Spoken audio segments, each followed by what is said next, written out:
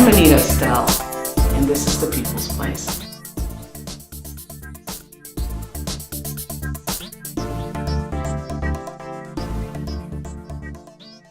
What is an appropriations bill? An appropriations bill is a law that allows the United States Treasury to write checks to release funding for numerous activities, for programs, agencies, and projects back home. Typically, the funded activity must be authorized.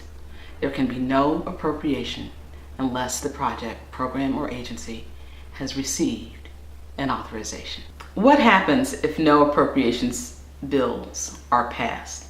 If Congress fails to pass any appropriations bills, the operations of every agency would have to stop, and no funding could be released for many programs, including Medicare, student loans, and Social Security, and about $3.8 trillion of other activities. The authority to write appropriations bills falls under the jurisdiction of what body? Article 1, Section 9 of the U.S. Constitution gives jurisdiction to pass all spending bills to Congress. All bills to become law must be signed by the President of the United States. What's the difference between an appropriations bill and an authorization bill?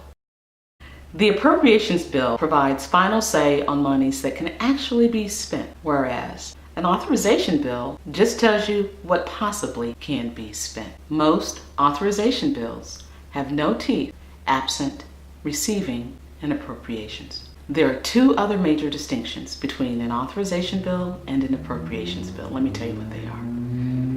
One, unlike an authorization bill, which may take several years to pass, appropriations bills are acted on every year, and the provisions contained in each appropriations bill, and there are 12 of them, have a shelf life for the period to which the appropriations apply, typically 1 year.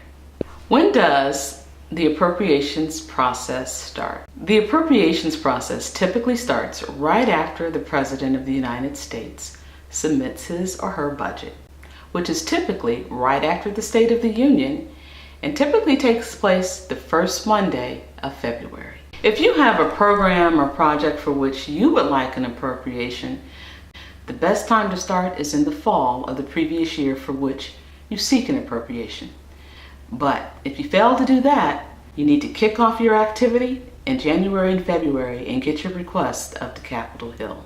February and March are particularly busy times in Washington, with everybody jockeying to make sure that their programs and their concerns are giving funding priority. If you come after March or April, you may be too late. So, ready, set, go.